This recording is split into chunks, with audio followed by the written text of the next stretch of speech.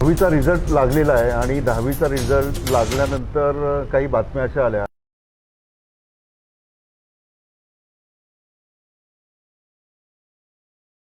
टक्के किंवा 99% अशा जे मार्क्स मिळतात त्याची बातमी होते. पण प्रवाहात येणं ही खूप मोठी गोष्ट आहे. डॉक्टर बाबासाहेब आंबेडकरांनी जे स्वप्न पाहिलं, अगदी गरीबातील गरीब विद्यार्थ्याला शिक्षण मिळालं पाहिजे, शिक्षण हा त्याचा हक्क आहे आणि त्यासाठी संपूर्ण संविधानाची रचना झाली आहे.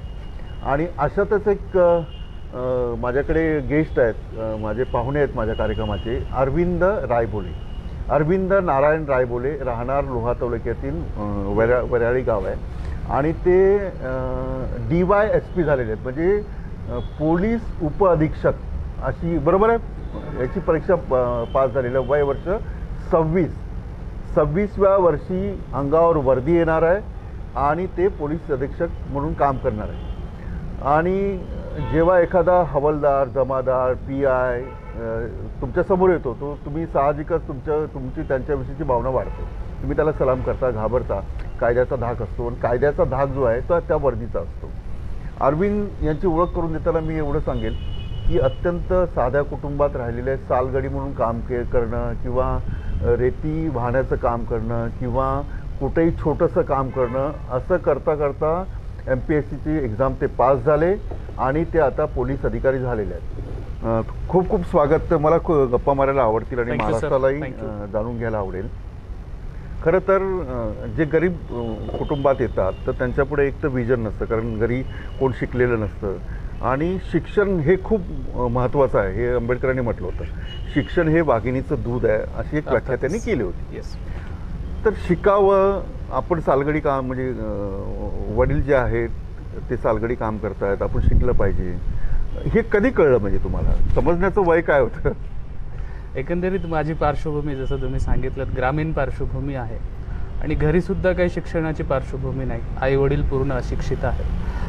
भाऊ माझ्यापेक्षा मोठे 4 भाऊ आहेत, त्यांचं पण शिक्षण अर्धवट राहिलं. एक सगळ्यात मोठा भाऊ अपंग आहे.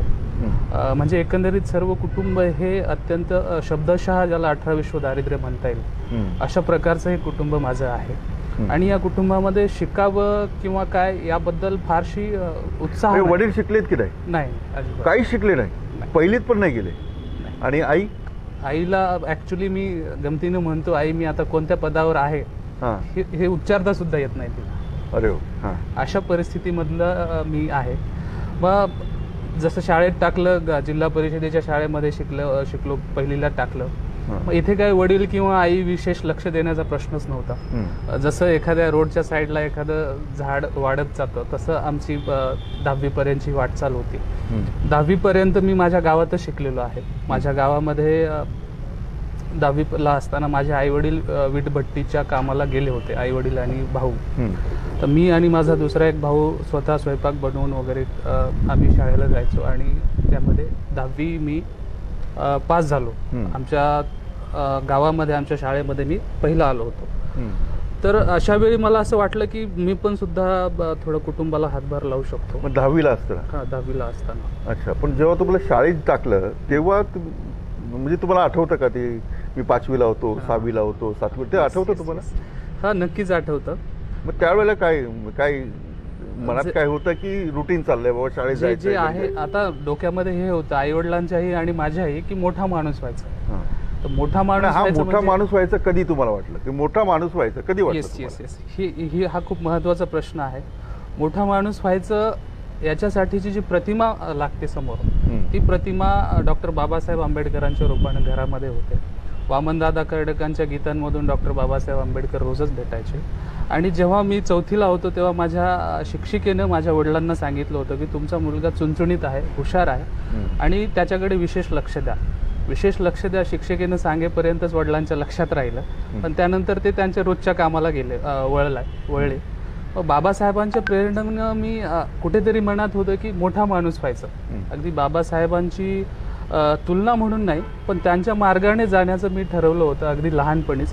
आणि मला वाटतं त्याच मार्गाने पुढे छोटंसं काय होईना एक मार्गक्रमण सध्या सुरू आहे. मग शिक्षकांना वाटलं होतं की चुनचुनीत मुलगा आहे. Yes. कशावरून पण काय मार्क जास्त पडले हो, अगदीच, किंवा अगदीच. जास्त मस्ती करायचे म्हणजे पाठांतर जास्त होतं काय? नाही प्रत्येक गोष्टीला माझा अगदी शांत आणि अबोल स्वभाव होता. प्रत्येक गोष्टीला समजून घेऊन त्यावर रिॲक्ट करणं मला चांगलं जमायचं. एखादी शाळेतली टेस्ट असेल किंवा स्पोर्ट्सचा एखादा इव्हेंट असेल त्याच्यामध्ये मी टॉपला असायचो. त्यावरून माझी एक माझ्या शिक्षिका त्यांनी माझ्या वडिलांना शाळेत बोलवून घेतलं. अक्षरशः ते शेतातून आले होते, अगदी चिखलानं पाय वगैरे अच्छा. भरून गेल्याच्यानंतर. तेव्हा त्यांनी सांगितलं की तुमचा मुलगा प्रत्येक बाबतीमध्ये हुशार आहे आणि याच्याकडे विशेष लक्ष द्या, तुमचं नक्कीच पुढे चालून कल्याण काय करेल. नाव शिक्षकांचं नाव काय त्यांचं? धोंडगे मॅडम होत्या चौथीला असताना मी. काय शिकवायचे ते? सर्वच आता सर्व वर्ग अच्छा, असायचे. मग प्रायमरीला एक हां, शिक्षक हां. सर्व काही शिकवतात? चौथीपर्यंत सगळं एकच शिक्षक शिकवायचे. हां. तर त्या मॅडमनी ते गोष्ट माझ्या वडिलांच्या निदर्शनास आणून दिली होती हां. आणि त्यानंतर हे तुम्ही ऐकलं होतं कानाने? येस माझ्या समोरच झाले. तुमच्या समोरच. तुम्हाला काय वाटलं त्यावेळेला? फार लाजला काही म्हणजे? विशेष काही भावना नव्हती त्यावेळी. हां. म्हणजे ऍक्च्युली मॅडम सांगतायत तर मी हुशार आहे एवढंच. म्हणजे, अच्छा. माझ्यात काही विशेष आहे एवढं जाणवण्या इतकं ते वय नव्हतं.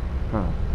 आणि पण त्या मॅडमनी आणि ओळखलं होतं आणि इतर शिक्षकांनी माझ्या वडिलांना सांगितलं होतं. हम्म. तेव्हापासून वडिलांनी आता ते प्रत्यक्ष तर माझ्याकडे फार लक्ष देऊ शकले नाहीत, पण ते इतरांना सांगताना सांगायचे की माझा पोरगा हुशार आहे आणि मला मॅडमने सांगितलं. आई काय म्हणायची? आईला माहिती होतं का हे हुशार आहेत, हे हां. वडिलांशी बोलली शिक्षिका? हा, आईलाही माहीत होतं. हां. वडील आईला येऊन घरी सांगितले होते आणि वडिलांना दारूचं व्यसन होतं. हां. अलीकडे 2011ला सुटलं ते व्यसन. हां. तर जेव्हा दारू प्यायचे तेव्हा ते वडील त्याच्या नशेमध्ये बडबडायचे की माझा पोरगा खूप हुशार आहे, हां. आम्ही त्याला शिकवू पुढे. पण ते तेवढ्या पुरतच असायचं. अच्छा. आणि आईला अर्थातच माहीत होतं, इतर माझ्या भावांच्या तुलनेमध्ये मी जरा चुनचुनीतच होतो आणि त्यामुळे आई पण बऱ्याच जणांना पण सांगायची. एक मला असं कळतं की शाळेमध्ये हुशार विद्यार्थी जो आहे तो हुशार विद्यार्थी कसा हुशार होतो? म्हणजे इतरांपेक्षा जास्त मार्क्स काढलं तर हुशार होतो हां, हां. की खरंच त्याला एखाद्या विषयाची आवड असते? तुमच्यामध्ये काय होतं? म्हणजे आता इतरांपेक्षा जास्त मार्क्स काढायचे होते की त्या विषयाची आवड होती तुम्हाला? आता प्रचलित निकष आहे मार्क्सच्या नुसार हुशार ठरवलं जातं.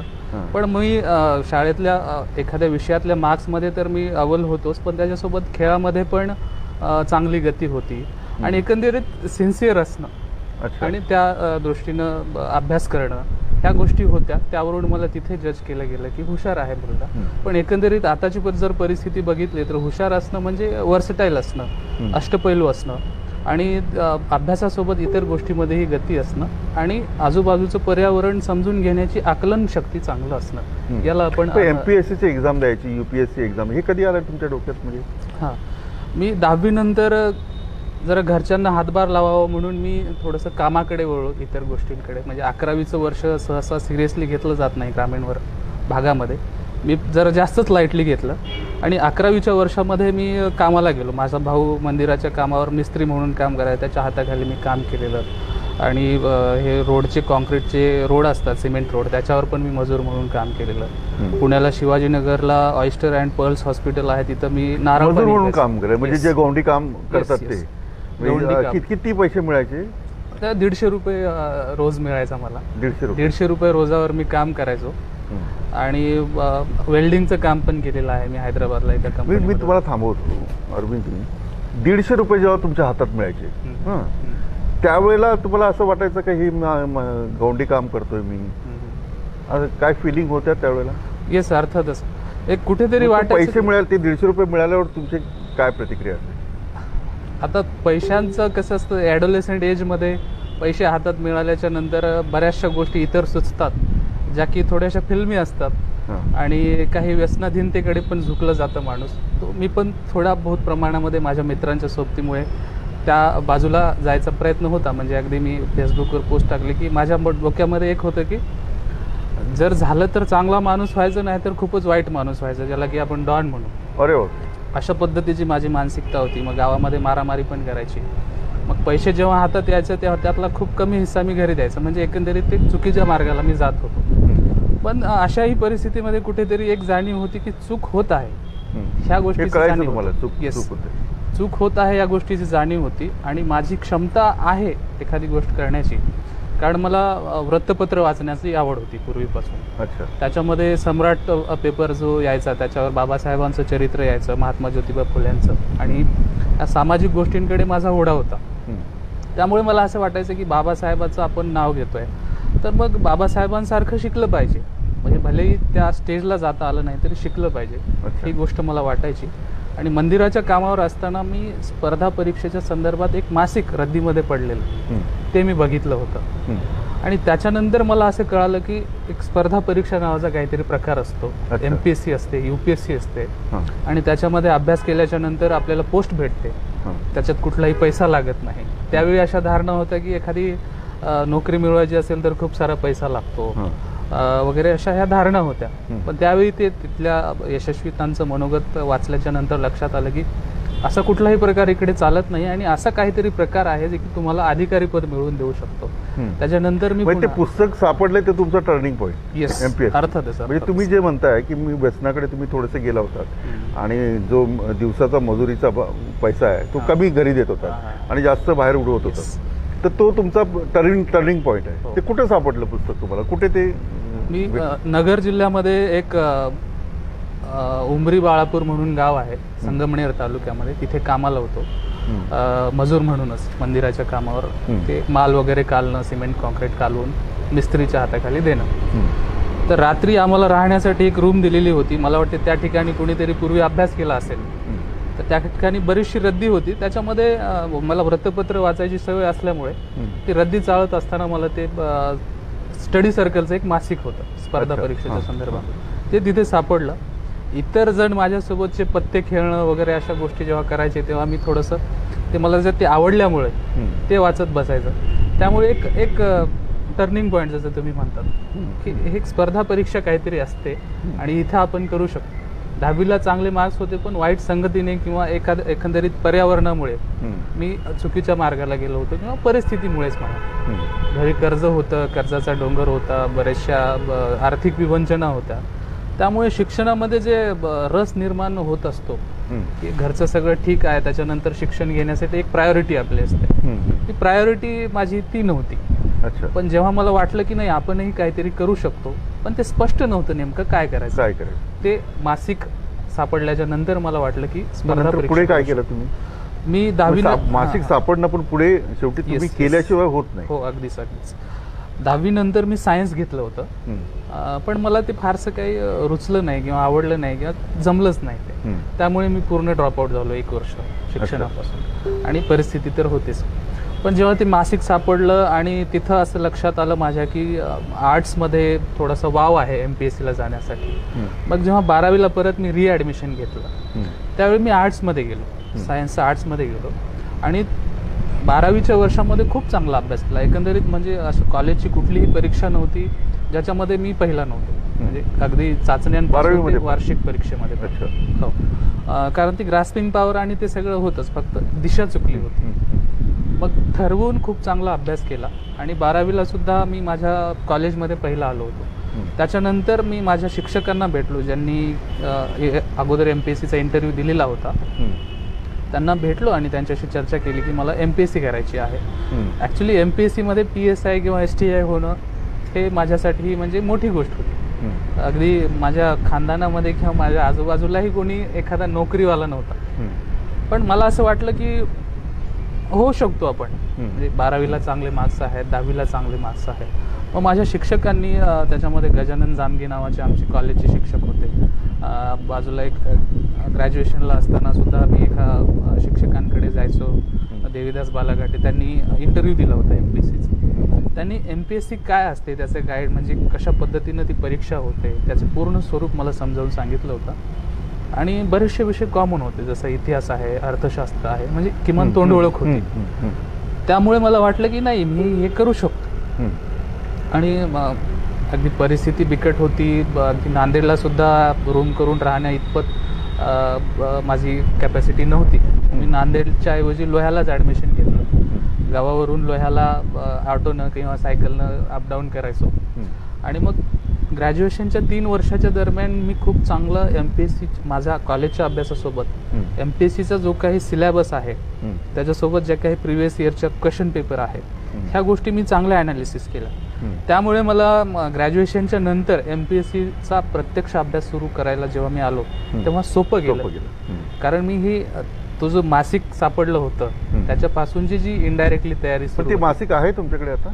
नाही, ते तिकडचं रद्दीचं होतं. जेव्हा तिकडून कामावरून आलो ते तिकडंच राहिलं. पण अरविंद, आणखी एक महत्त्वाचं आहे की एक्झाममध्ये पास होणं ठीक आहे, मग MPSCतला सगळ्यात कठीण प्रश्न कुठला वाटला तुम्हाला? ॲक्च्युली कठीण प्रश्न MPSCची मुख्य परीक्षा ही ऑब्जेक्टिव्ह स्वरूपाची असते. प्रश्न एखादा कठीण वाटण्यापेक्षा इंटरव्ह्यू जो असतो, कम्युनिकेशन स्किल जर नसेल किंवा फर्स्ट टाइम इंटरव्ह्यूचा असेल तर आत काय विचारलं जाईल आणि आपलं बिहेवियर आत गेल्याच्या नंतर कसं असेल या बाबतीत जरा कसं झालं? मला इंटरव्ह्यू तुमचा चला मला पाहायचा आहे, तुमचा इंटरव्ह्यू कसा झाला? एक गावाखेड्यातला माणूस ज्याचा बाप दारू पितो, सालगडी आहे, तुम्ही स्वतः गौंडी काम केलंय, कुठे म्हणजे बिगारीची कामं केली, तुम्ही एका अशा अधिकाऱ्यांच्या समोर मुलाखत देताय. ठीक आहे, तुम्ही वाचन केलं असेल, माहिती असेल, तर तुमची त्यावेळची म्हणजे काय, तुम्ही कसं गेलात, कसं कॉन्फिडेंटली तुम्ही फेस केलं? सुरुवात माझे 2 झाले इंटरव्ह्यू MPSCचे 2018 आणि 19 मध्ये. पहिल्या इंटरव्ह्यूमध्ये मी फेल झालो कारण मला म्हणजे माझ्या इंटरव्ह्यूला बऱ्यापैकी मार्क्स होते पण मेन्सला मार्क्स कमी होते, कट ऑफ कमी होता मेन्सच्या दृष्टीने. पण इंटरव्ह्यू माझा तेव्हाही चांगलाच झाला कारण ग्रॅज्युएशनला असताना जाणीवपूर्वक एखाद्या वक्तृत्व स्पर्धेमध्ये भाग घ्यायचो किंवा अवांतर वाचन पण करायचं. पण त्या मानानं जे फर्स्ट इंटरव्ह्यू असतो, जी धाकधूक असते, सहज द्यायचं. आता मला वाटलं मेन्सला कमी आहेत तर सहज द्यायचं, आता काय सिलेक्शन होणार नाही. त्यामुळे तिथे गेलो. औरंगाबादला सुभेदारी गेस्ट हाऊसला इंटरव्ह्यू होता माझा. ओक सरांचं पॅनल होतं, हंगामी अध्यक्ष होते MPSCचे. आता ॲक्च्युली MPSCमध्ये खूप कोऑपरेटिंगली इंटरव्ह्यू घेतात, पण एक मनामध्ये धाकधूक होती की आपली पार्श्वभूमी इतकी ग्रामीण पार्श्वभूमीची आणि त्याच्यामध्ये आपली बोलीभाषेवर मी जाणीवपूर्वक काम केलं की आपले गावठी शब्द येतात मध्ये बोलताना आणि बोलण्याची एक ट्यून जी असते ती कुठेतरी मध्येच तुटते किंवा काय, एक कॉन्फिडन्स नसतो. मग मॉक इंटरव्ह्यू दिला मी पुण्याला युनिक अकॅडमीला आणि अशी स्वतःहून तयारी केली इंटरव्ह्यूच्या दृष्टीनं. प्रत्यक्ष इंटरव्ह्यूमध्ये मला फार जड गेलं नाही कारण पूर्वतयारी माझी चांगली झालेली. आणि पहिला इंटरव्ह्यू जो होता तो माझा मोस्टली झाला एज्युकेशनल बॅकग्राऊंडवर. इतिहासाबद्दल प्रश्न विचारले गेले मला, इंग्लिश लिटरेचरबद्दल विचारले गेले कारण ते विषय माझे ग्रॅज्युएशनला होते आणि त्याच्यावर अगदी सहज सांगता येतील असे प्रश्न होते. काही प्रश्नांचं उत्तर मला बऱ्याच आलं नाही कारण मी आलं नाही तरी ते सिरियसली घेतलं नाही कारण मी बाउंड्रीवरच होतो इकडे मेन्सला. त्यामुळे तो पहिला इंटरव्ह्यू सहज गेला आणि अपेक्षेप्रमाणे मी त्याच्यात फेल झालो. पण दुसऱ्या वेळी जेव्हा मी इंटरव्ह्यूला गेलो तेव्हा पूर्ण प्रिपेअर्ड होऊन गेलो कारण मेन्सला चांगले मार्क्स होते आणि त्यामुळे मी जेव्हा इंटरव्ह्यूला गेलो तेव्हा फुल कॉन्फिडेंटली आणि चांगलं कम्युनिकेशन स्किल डेव्हलप करून गेलो. इंटरव्ह्यूमध्ये माझं जे काही एक्स्ट्रा करिक्युलर ॲक्टिव्हिटी होती ती महाराष्ट्र अंधश्रद्धा निर्मूलन समितीमध्ये काम करणं, इथपासून इंटरव्ह्यू सुरू झाला. मग रवींद्र सिंगल सर होते जे औरंगाबादला आहेत आता IPS. त्यांनी मला अंधश्रद्धा निर्मूलन समितीपासूनच सुरुवात केली की अंधश्रद्धा निर्मूलन समिती काय आहे, काम काय करते. मग त्या दृष्टीने मी तयारी केलीच होती आणि प्रत्यक्ष फील्डवर काम करण्याचाही अनुभव आहे अंधश्रद्धा निर्मूलन समितीचा.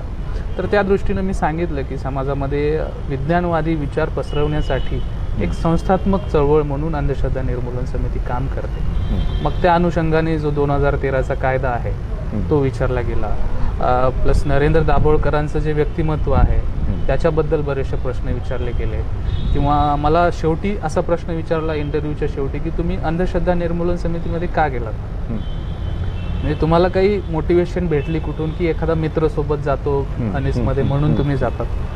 तर त्यावेळी मी असं उत्तर दिलं आणि ते खरं आहे की माझ्या घरामध्ये सुद्धा बऱ्याचशा अंधश्रद्धा मला दिसल्या आणि अंधश्रद्धा आहेत त्यावर मी आपण काय करू शकतो, माझ्या घरात आहेत, आजूबाजूला आहेत. तर एक संस्थात्मक चळवळ म्हणून महाराष्ट्र अनिसची ओळख होती आणि त्यात दाभोळकरांचं श्रद्धा अंधश्रद्धा हे पुस्तक वाचनामध्ये आलं. त्यामुळे त्या चळवळीकडे मी स्वतःहून गेलो, ना की कुठल्या मित्राच्या सोबतीनं वगैरे. आणि ह्या गोष्टीवरच मुख्यतः माझा इंटरव्ह्यू चालला. दुसरी गोष्ट म्हणजे इंग्लिश लिटरेचर, माझं इंग्लिश असल्यामुळे त्याच्यावर सुद्धा इंटरव्ह्यूचे बरेचसे प्रश्न विचारले गेले. अशा पद्धतीने एकंदरीत इंटरव्ह्यू झाला आणि खूप चांगले, म्हणजे 100पैकी 61 मार्क्स मला इंटरव्ह्यूला आहेत. हे म्हणजे खूप चांगले मार्क्स आहेत.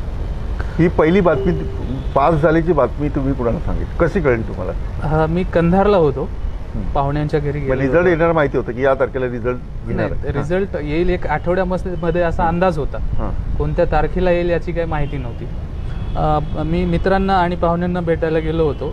पाहुण्यांच्या घरी असतानाच रिझल्ट कळाला मला. माझ्या मित्रांनी फोन करून मला सांगितलं की रिझल्ट लागलेला आहे आणि तुला DYSP मिळालं आहे. ॲक्च्युली सुरुवातीला मी नर्वस झालो थोडा, की कारण मला डेप्युटी कलेक्टर अपेक्षित होतं. अच्छा. त्या कट ऑफपेक्षा थोडे कमी मार्क्स पडले म्हणून DYSP भेटलं. पण मी माझा रिझल्ट DYSP मिळणं सुद्धा माझ्या घरच्यांसाठी खूप मोठी गोष्ट आहे आणि माझ्यासाठी सुद्धा. कारण अगदी शून्यातूनच मी वर आलेलो आहे आणि DYSP मिळणं म्हणजे मोठी गोष्ट आहे. तर घरच्यांना सांगितलं, मी पहिल्यांदा कॉल केला आणि त्याच दिवशी विशेष म्हणजे मी दुपारपर्यंत शेतामध्ये कापसाचं बी म्हणजे सरकी लावण्यासाठी आमच्या स्वतः शेतामध्ये गेलो होतो आणि दुपारनंतर मी मित्रांना भेटायला गेलो होतो.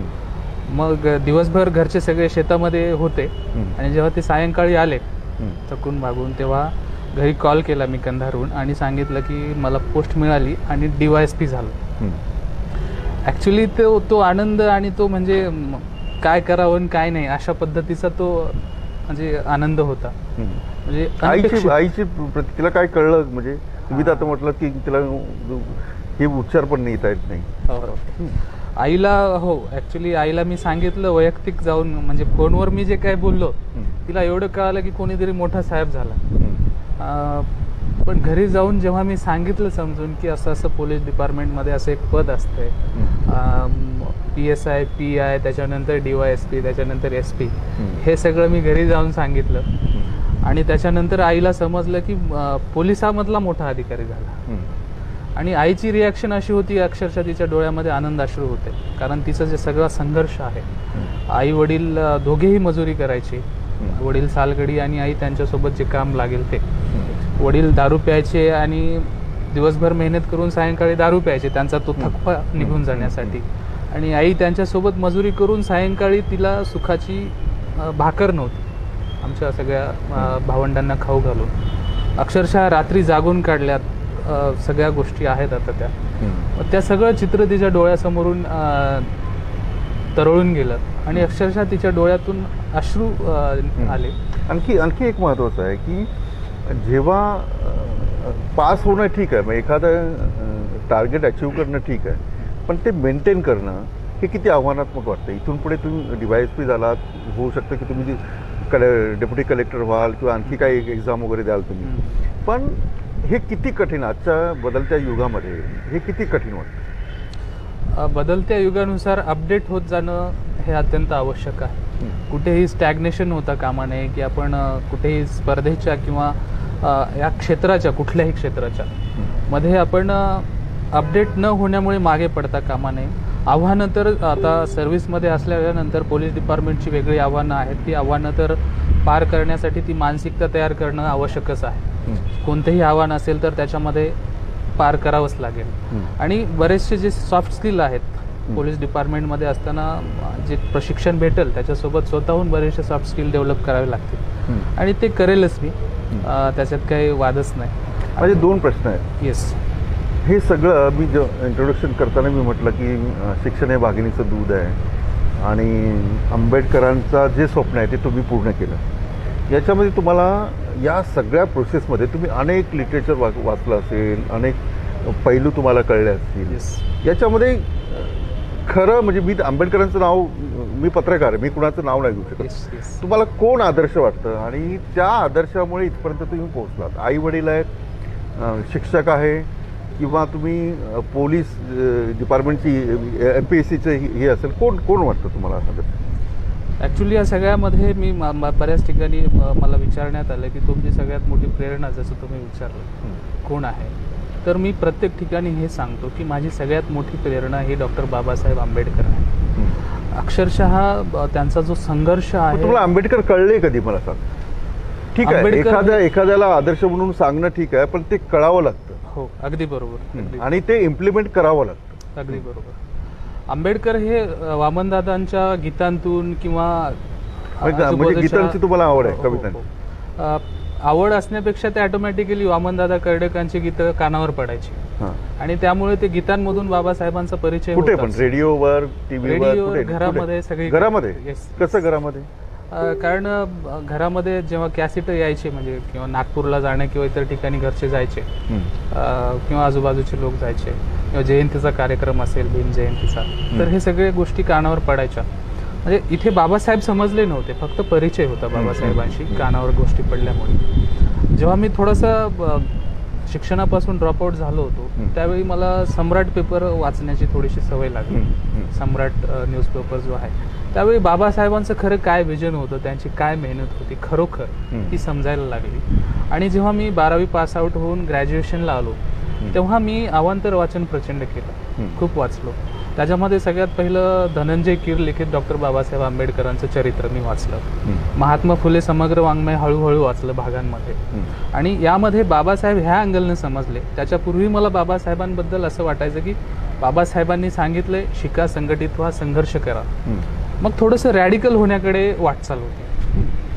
संघर्ष करा सांगितले बाबासाहेबांनी, तर मग कुठेतरी नारे द्या किंवा कुठेतरी तोडफोड करा, या अँगलनं म्हणजे अन्याय होतोय तर हिंसक प्रतिकार केला पाहिजे, अशा पद्धतीची भावना होती.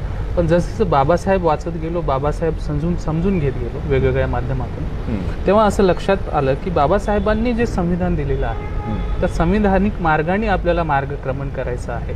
आणि लोकशाही जी दिलेली आहे बाबासाहेबांनी त्या मार्गाने मार्गक्रमण करायचं आहे. आणि म्हणून त्यासाठीचा मार्ग जो आहे तो शिक्षण हा आहे. आणि त्या माऱ्याच्या आणि मोक्याच्या जागा बाबासाहेबांनी का सांगितल्या? कारण अन्याय जो होत आहे तो जर तुम्ही कन्स्ट्रक्टिव्ह वेने जर दूर करत असाल तर तो दीर्घकालीन परिणाम करणारी गोष्ट असते.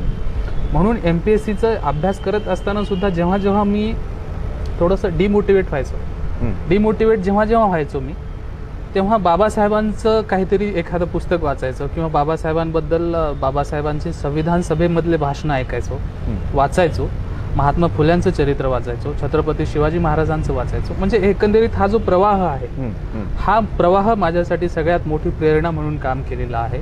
आणि बाबासाहेब एक कन्स्ट्रक्टिव्ह वेनं पुढे मी स्वतः समजून घेणं आणि समजावून सांगणं यासाठी मी सातत्यानं प्रयत्न करत राहिलो. आणि आंबेडकरवादी मिशनला असल्यामुळे बाबासाहेब माझ्या नेहमी कानावर पडायचे. ती एक मोठी प्रेरणा आहे. संविधान आणि लोकशाही या मार्गाने जाण्यासाठीची बाबासाहेबांची प्रेरणा. माझा शेवटचाच प्रश्न आहे की जेव्हा तुम्हाला कळलं आणि तुम्ही घरी सांगितलं, गावातील जे तुमच्याशी त्यापूर्वी वागायचे आणि आत्ता कसे वागतात, आधी कसे वागायचे ना, म्हणजे काय प्रतिक्रिया, लोकांच्या काय प्रतिक्रिया होत्या?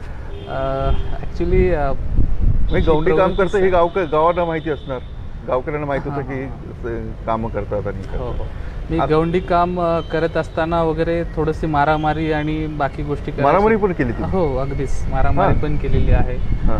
अगदी केस होता थांबली होती एक माझ्यावर. पण ते करत असताना जेव्हा मी 12वीला आलो आणि मग थोडंसं वाचन वाढलं, अभ्यास वाढला, तेव्हा माझा स्वभाव अगदी म्हणजे बदलून गेला. म्हणजे अभ्यासाशी मतलब आणि आपल्या परीक्षेशी मतलब, मित्र सर्कल पण मर्यादित केलं. कारण मित्रांची वेगवेगळी पर्सनॅलिटी असते, त्याच्यामध्ये वाहत जातो आपण.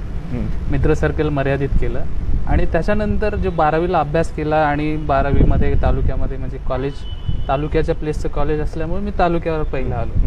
त्यावेळी लोकांना वाटलं की हा मुलगा खरंच हुशार आहे आणि याच्यामध्ये काहीतरी करण्याची एक ताकद आहे. पण घरची परिस्थिती बिकट होती जसं मी सांगतो.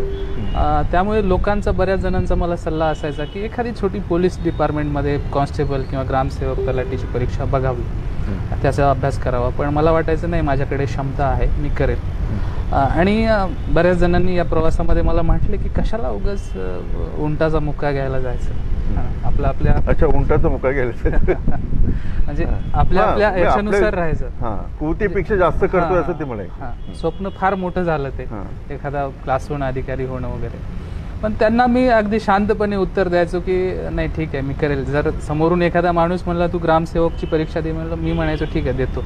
पण माझ्या मनात होतं की मी MPSC करणार आहे किंवा UPSC करणार आहे. जेव्हा ॲक्च्युली मी मागच्या वर्षी सेल्स टॅक्स इन्स्पेक्टर म्हणून माझी निवड झाली, त्यावेळी गावातल्या लोकांना ॲक्च्युली कळालं की नाही हा जो म्हणतोय तो खरंच तो जगून दाखवेल आणि तो स्वप्न पूर्ण करून दाखवेल. त्याच्यानंतर बघण्याचा दृष्टिकोन बदलला लोकांचा. आणि सांगितलं की बऱ्याच जणांनी सांगितलं की आम्हीच चूक होतो की तुला कोणीतरी छोटी एखादी पोस्ट बघायला सांगत होतो. पण त्याच्यानंतर सुद्धा एक छोटासा कार्यक्रम झाला गावामध्ये, तिथे मी सांगितलं की याच्यावर सुद्धा मी थांबणार नाही आहे. मग त्याच्यानंतर ॲक्च्युली मला सांगण्यात आलं की आता ही पोस्ट भेटली म्हणजे खूप मोठी गोष्ट आहे. माझ्या वडिलांना सुद्धा ॲक्च्युली घरात कोणी सरकारी नोकरीला नव्हतंच आणि कॉन्स्टंट सोर्सच नव्हता. तर माझ्या वडिलांनाही वाटायचं की खूप झाला आता अभ्यास करून करून लोक वेडे होतात, तू अजून किती अभ्यास करणार. माझ्या वडिलांना आईला समजावून सांगायचं की नाही अभ्यास मी करू शकतो, हे होऊ शकतं, तुम्ही शांत राहा, फक्त मी जे करतो त्याला फक्त तुम्ही संमती द्या. मी काही चुकीच्या मार्गाला जात नाही आणि किंवा हवेत पण राहत नाही. जी ग्राउंडवर रियालिटी असते त्याच्याशी बांधील राहून काम करतो. आणि DYSP झाल्याच्या नंतर बऱ्याच जणांना म्हणजे आश्चर्याचा धक्का बसला आणि ते उगवत्या सूर्याला नमस्कार करणारी बरीचशी मंडळी असते, ती लांबची असते ते असो. पण गावातल्या लोकांना एक आदर्श उदाहरण म्हणून माझं आता इतर मुलांना जेव्हा सांगतात तेव्हा बरेचसे जण मला भेटायला येतात. मी स्वतः अनेकांना मार्गदर्शन करतो. पण गावच्या लोकांना आता एक म्हणजे पुश भेटला, म्हणजे गावात किंवा आजूबाजूच्या परिसरामध्ये पुश भेटला की हा मुलगा एवढ्या परिस्थितीमधून एवढ्या उच्च पदावर जाऊ शकतो, तर आपणही करू शकतो. त्यामुळे आता सध्या एक आदराची भावना आहेच. खूप खूप धन्यवाद अरविंद, मॅक्स महाराष्ट्राशी बोललात. आणि एकूणच म्हणजे शिक्षणाने काय होतं याचं जर प्रत्यय असेल तर अरविंदचं आयुष्य आहे, त्याच्या आईवडिलांचं आयुष्य आहे, भाऊ आहेत. अत्यंत सामान्य माणूसही शिक्षणामुळे अधिकारी होऊ शकतो आणि आता पोलीस झालेला आहे, सगळ्यात महत्त्वाचं. आणि पोलीसमध्ये लोक घाबरू शकतात. कायद्याची अंमलबजावणी करण्याची जबाबदारी संविधानाने तुम्हाला दिलेली आहे. आणि खूप धन्यवाद, तुम्ही मॅक्स महाराष्ट्राशी बोललात. मी इथेच थांबतो, आपण पाहत राहा मॅक्स महाराष्ट्र. थँक्यू.